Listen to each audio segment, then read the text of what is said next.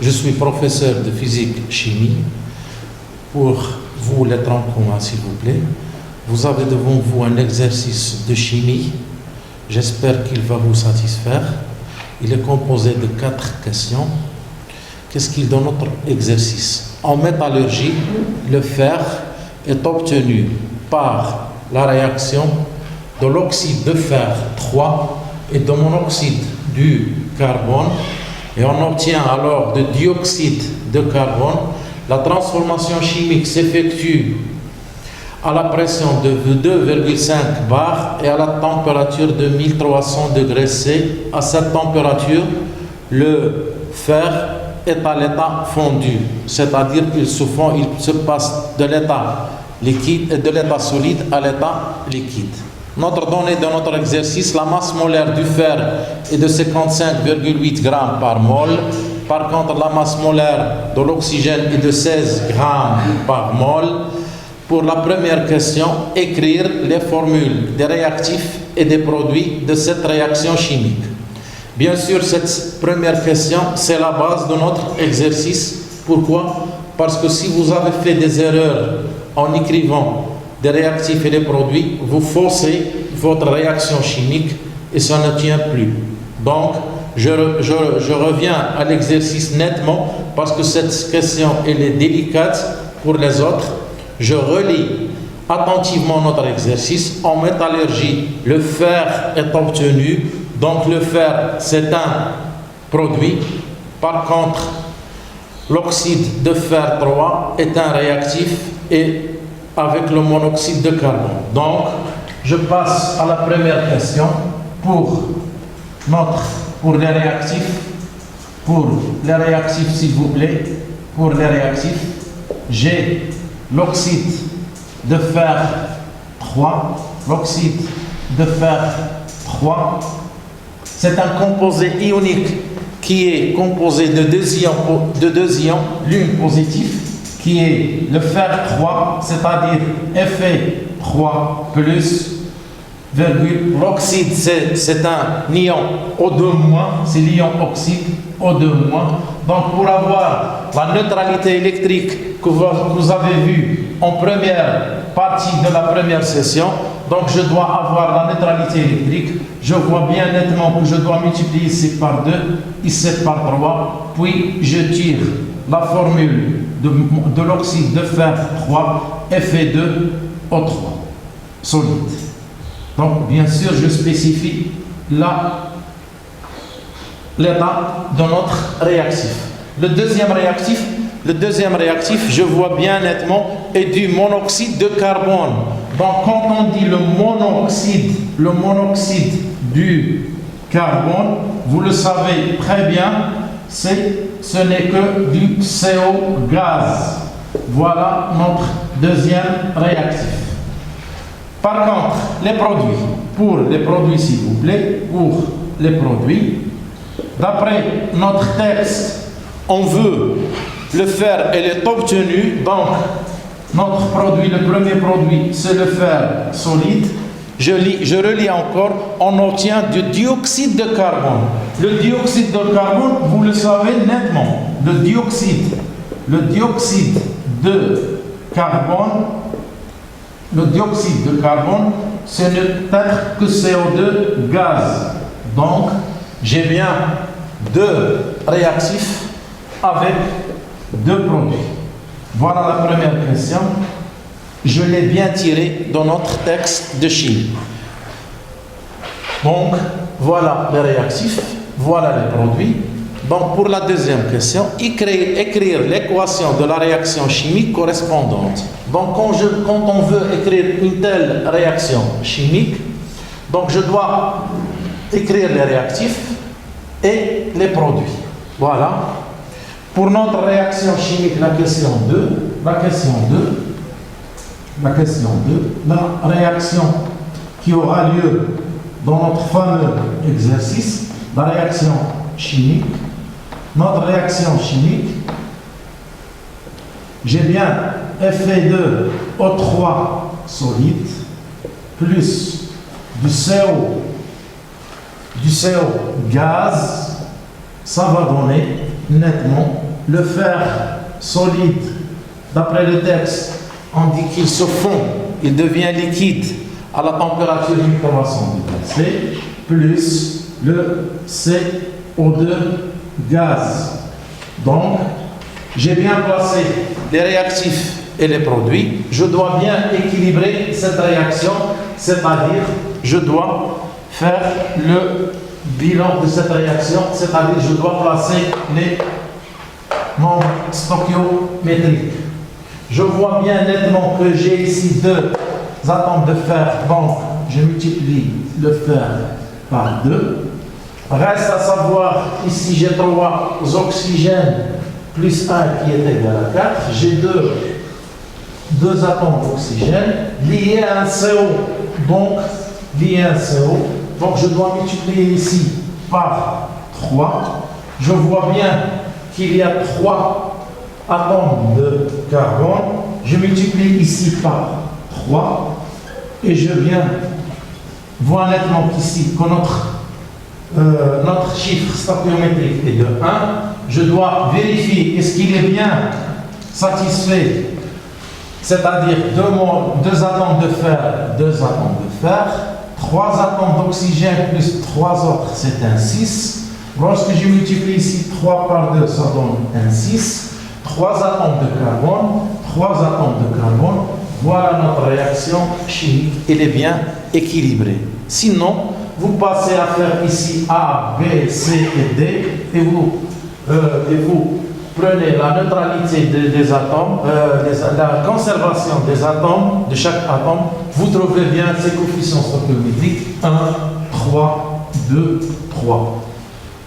Donc, ça, c'est notre réaction chimique d'après notre formulaire ici, notre bilan qu'on a fait. Voilà l'oxyde de fer 2 réagit avec le CO pour donner le fer solide et le CO2 gaz. La troisième question, à l'état initial, un système est composé de 250 kmol. Quand j'y dis l'unité kilomole, c'est-à-dire 10 à la puissance 3 mol de fer 3. Quand on dit le fer 3, c'est-à-dire c'est notre monoxyde, c'est-à-dire le dioxyde de fer 3. Donc ici j'ai posé comme quantité de matière initiale 250 kOhm avec 900 kOhm de monoxyde de carbone. On vous dit d'établir le tableau d'avancement de la réaction chimique et bien sûr vous allez faire le réactif limitant. Donc je dois dresser un tableau d'avancement bien spécifié. C'est-à-dire, vous savez bien s'il vous plaît que le tableau d'avancement il est composé de 3 étapes. L'état initial, l'état intermédiaire et l'état final qui est pour votre niveau, c'est l'état maximal. L'état maximal, c'est l'état où au moins l'un des réactifs disparaît totalement. Donc, on doit dresser ici le tableau d'avancement avec ces 3 étapes. À savoir, troisièmement, tableau d'avancement. Le tableau d'avancement. Notre tableau d'avancement, de point de vue chimie, vous savez bien que le tableau d'avancement, c'est un suivi de la réaction de notre état initial à l'état final qui est pour vous l'état maximal. Donc je vais réécrire notre réaction de nouveau avec les coefficients stoichiométriques, à savoir s'il vous plaît Fe2O3 plus du CO gaz, toujours vous donnez l'état de chaque espèce chimique, du fer solide plus du CO2 gaz. Je vais placer mes coefficients stoichiométriques, à savoir ici 1, 3, 2, ici 3. Pour ce faire, je vais bien nettement placer les quantités de matière. Donc, pour ne pas se traîner, s'il vous plaît, dans cet exercice, pour ne pas traîner les 250 kmol et les 900 kmol, je dis on pose, pour bien simplifier votre tableau d'avancement, on pose le nombre initial de Fe2 au 3, le nombre initial de Fe2 au 3 d'après notre texte, qui est de 250 kOhm, je le pose N1 qui est égal à 250 10 puissance 3 mol. Je pose aussi que comme nombre de mol initial de monoxyde de carbone d'après le texte de 250 kOhm s'il vous plaît, je note ici N2, je l'appelle N2 qui est égal d'après le texte 900 kmol, donc c'est 910 puissance 3 mol. Donc je dois bien refaire notre tableau d'avancement, bien simplifié, à savoir, je vais réécrire les coefficients photométriques et je vais réécrire notre réaction chimique. Fe2O3 solide plus du CO, ça va donner du fer plus du CO2.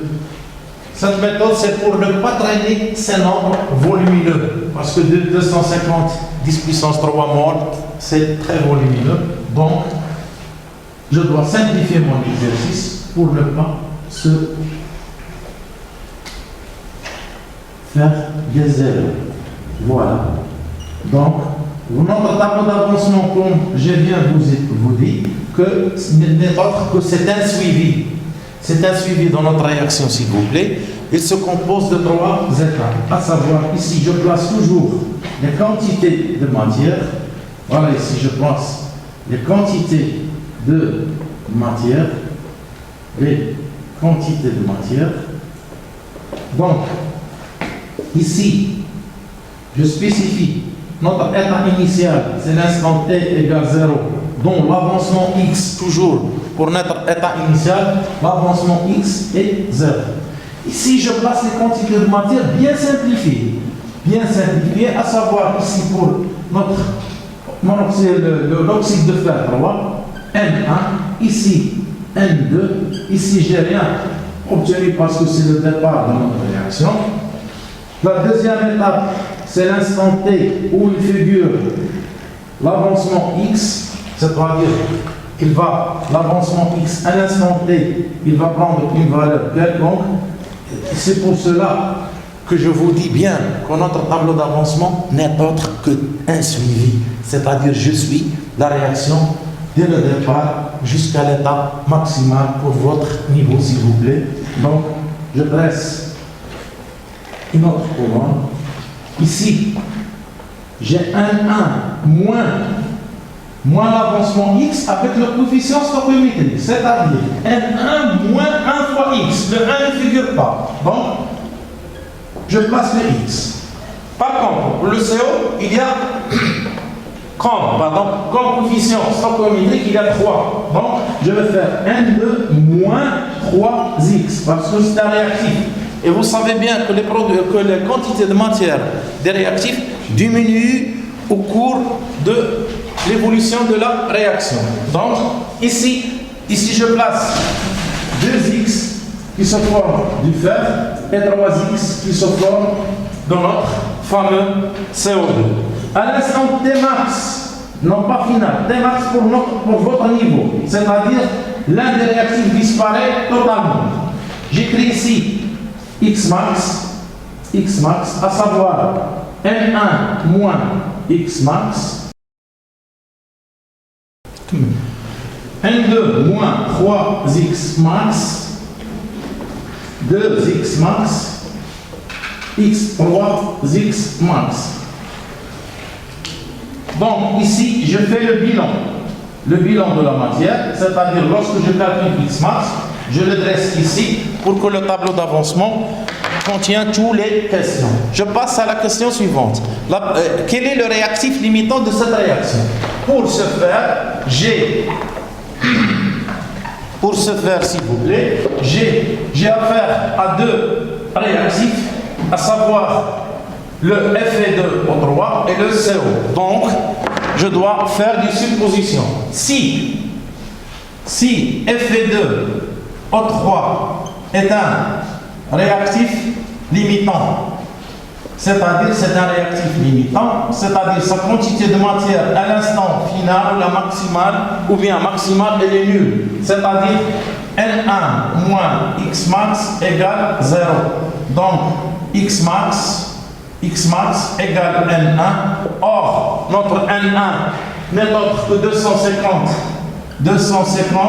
kmol. Pour la deuxième supposition, je suppose si le CO est un réactif limitant, donc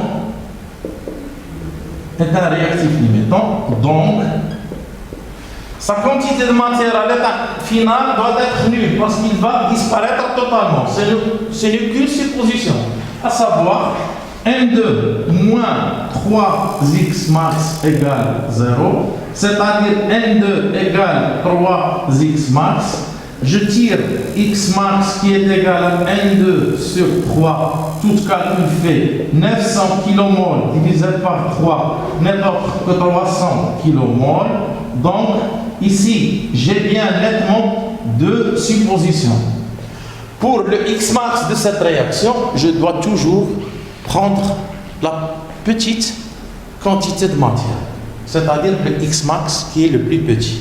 Donc je vois nettement 250, il est inférieur à 300 kmol, 250 inférieur à 300 kmol. Donc, comme résultat de cette réaction, de cette question pour le x max, c'est-à-dire x max va prendre la valeur de 250 kmol.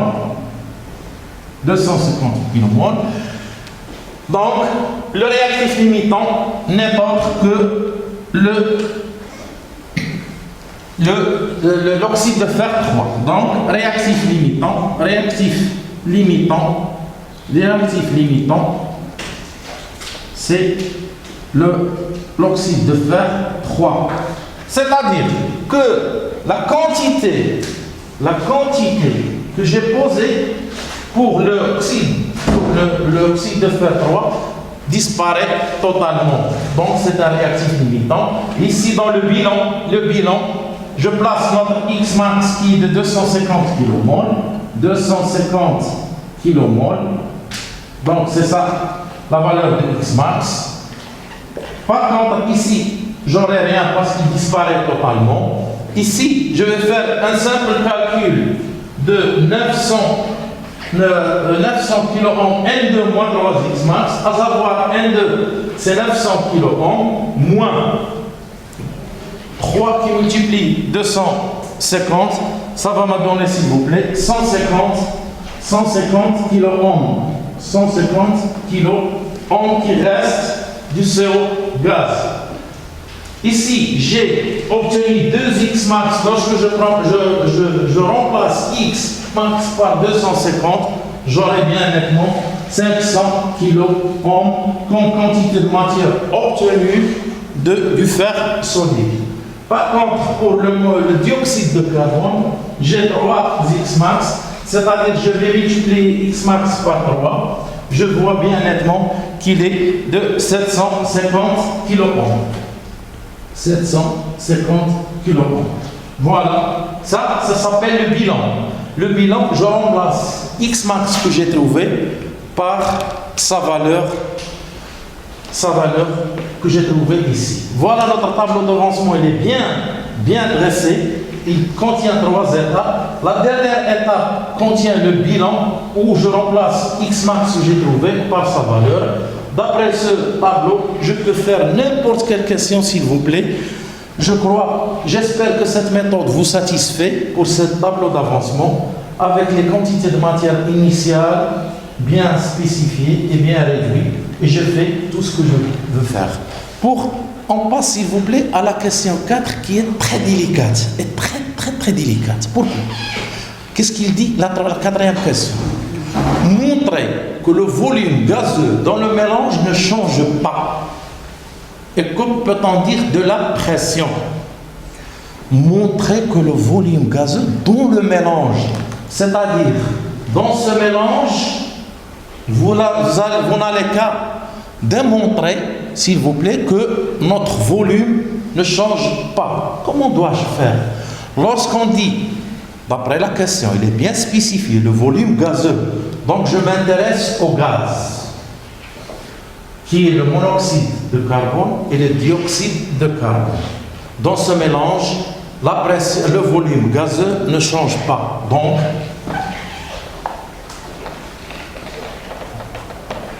je dois bien me concentrer sur les gaz de ce mélange. J'ai bien comme quantité de matière à l'instant T. J'insiste s'il vous plaît, à l'instant T, parce que lorsque je parle de X-max, lorsque je parle de la troisième colonne, notre réaction n'évolue plus. Il s'arrête. Donc, je dois bien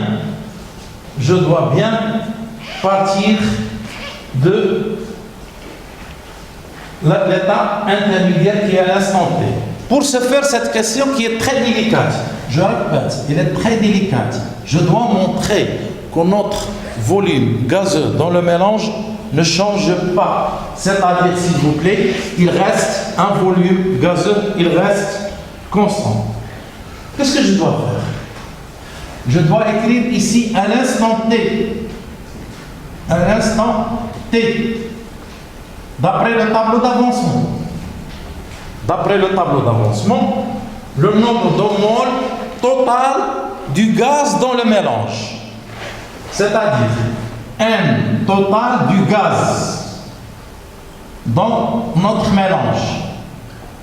Dans notre mélange, il est constitué, comme je vous dis s'il vous plaît, de deux gaz, à savoir le monoxyde de carbone qui entre par N2 moins 3X. Donc, N du CO2, N du CO à l'instant T, plus le nombre de moles de CO2 à l'instant T.